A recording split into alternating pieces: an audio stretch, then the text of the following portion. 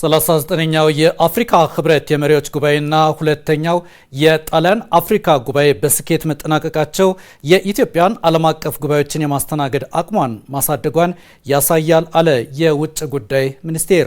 የውጭ ጉዳይ ሚኒስትር ዴኤታ አምባሳደር ብርሃኑ ጸጋዬ የሁለቱ ጉባኤዎች በስኬት መጠናቀቃቸውን ተከትሎ መግለጫ ሰጥተዋል።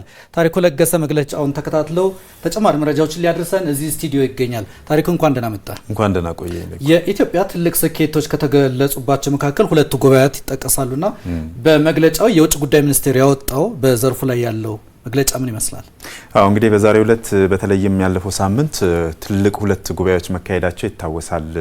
የመጀመሪያው በተለይም ዕለተ አርብ ላይ የተካሄደው የጣሊያን አፍሪካ ጉባኤ እንደሆነ ይታወቃል። ከዚያ በኋላ ደግሞ ቅዳሜና እሁድ የ39ኛው የአፍሪካ ህብረት የመሪዎች ጉባኤ መስተናገዱ ይታወቃልና እነዚህን ሁለት ትልልቅ ጉባኤዎችን ያስተናገደችው ኢትዮጵያ በስኬት ጉባኤዎቹን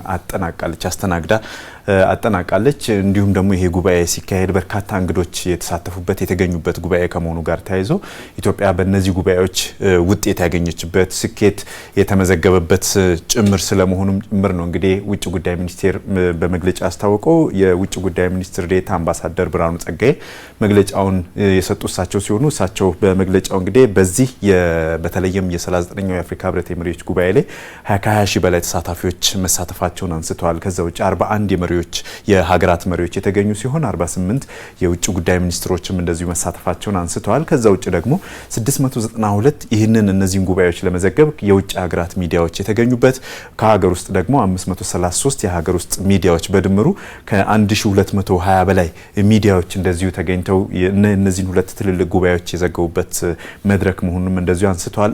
እንግዲህ ይህን ያክል ሚዲያዎች የዓለም አቀፍ ሚዲያዎች በኢትዮጵያ መገኘታቸው ዘርፈ ብዙ ጥቅም እንዳለውም ጭምር ነው ያነሱት። አንዱ በተለይም የሀገር አሁን ላይ እየሰራች ያለችው በርካታ ስራዎች አሉና እነዚህን ስራዎች ለዓለም አቀፍ መድረክ ከማስተዋወቅ አኳያ እነዚህ ሚዲያዎች ጉባኤውን ከመዘገባቸው በተጨማሪ በርካታ ጥቅም ያላቸውን ዘርፈ ብዙ ጥቅም ያላቸውን የሀገር ገጽታንም ከመገንባት አኳያ ትልቅ ድርሻ የሚጫወት መሆኑንም እንደዚሁ አንስተዋል።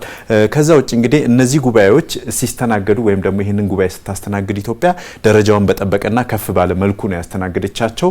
በእነዚህ መድረኮች ደግሞ በእነዚህ ሁለት ጉባኤዎች ደግሞ አራት ትልልቅ ስኬቶች የተገኙበት ስለመሆኑም አንስተዋል። የመጀመሪያው ስኬት ያሉት በተለይም ኢትዮጵያ ለጉባኤው የሚመጡ መሪዎችን እንግዶችን ስትቀበልና እንዲሁም ደግሞ ከጉባኤው በኋላ ስትሸኝ በተለይም ባህላዊ በሆነ መንገድ ባህልን ባስተዋወቀ መልኩ ስትቀበልና ስትሸኝ ነበርና ይህን ደግሞ የሀገርን ገጽታ ከመገንባት አኳያ ትልቅ ድርሻ የሚጫወት መሆኑን አንስተዋል። ከዛ ውጭ ደግሞ በእነዚህ ጉባኤዎች በተለይም በ39ኛው የአፍሪካ ህብረት የመሪዎች ጉባኤ ከመድረኩ ጎን ለጎን የተለያዩ ውይይቶች የተደረጉበት እንደነበርም አንስተዋል። በእነዚህ ውይይቶች ደግሞ የሀገርን ብሔራዊ ጥቅም ያስጠበቁ ውይይቶች መደረጋቸውን አንስተዋል። ይሄ ሌላኛው ስኬት መሆኑንም ነው እንደዚሁ ውጭ ጉዳይ ሚኒስትር ዴኤታው የገለጹት። ከዛ ውጭ ደግሞ በሶስተኛ ደረጃ ኢትዮጵያ እነዚህ ጉባኤዎች ሲስተናገዱ ሁለቱ ጉባኤዎች ደረጃቸውን ከፍ አድርጋ ነው ያስተናገደቻቸው። ከፍ ባለ መልኩ ነው የተስተናገደው። ይሄ ደግሞ ዓለም አቀፍ መድረኮችን የማስተናገድ አቅሟን ከፍ ያለበትና ትልልቅ መድረኮችን ማስተናገድ እንደምትችል አቅሟን ያሳየችበት ጭምር ስለመሆኑም እንደዚሁ በመግለጫው ተነስቷል። ከዛ ውጭ ደግሞ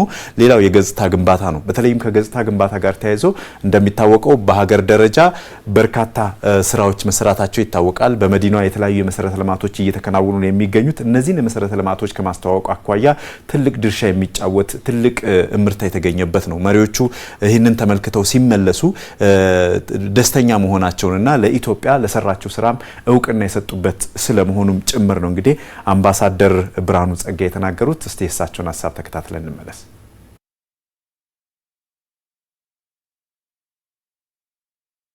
ኢትዮጵያ ውስጥ የተከናወኑት እና የተሰሩት ስራዎችን ሁሉም በማድነቅና በመገረም ነው ሲያነሱልኝ የነበረው ማለት ነው። አብዛኛዎቹ መሪዎችም ተመልሰው ሚኒስትሮቻቸውንና ሌሎች ባለሙያዎችን ይዘው መጥቶ ልምድ ለመውሰድ የነገሩኝ ሁኔታ ነው ያለው ማለት ነው። አንዳንዶቹ ራሳቸው ተመልሰው እንደሚመጡ፣ አንዳንዶቹ ደግሞ ይሄንን በሀገራችን የተከናወኑ በተለይ ከተማ ውስጥ የተከናወኑ ስራዎችን የሚያዩ ልምድ የሚወስዱትን ባለሙያዎች መልሰው እንደሚልኩ በግላቸው የነገሩኝ ሁኔታ ነው ያለው። አፍሪካ የኢትዮጵያን ቀዳሚነት፣ የኢትዮጵያን ልማት፣ የኢትዮጵያን እድገት ኦልሞስት በአንድ ቃል ማለት ይቻላል ሁሉም መሪዎች ያደነቁበት ሁኔታ ነው በሽኝታቸው ወቅት ሲነግሩኝ የነበረውና ይሄ ለሀገራችን እንደ ግብአት ሆኖ በቀጣይ ለሚኖረን መድረክ በቀጣይ ለሚኖረን ስራ አቅም የሚሆነን መሆኑን የታዘምንበትና የወሰንበት ነው። በቀጣይ የሚጠበቁ ደግሞ አሉ። እስካሁን እነዚህ ስኬቶች ናቸው።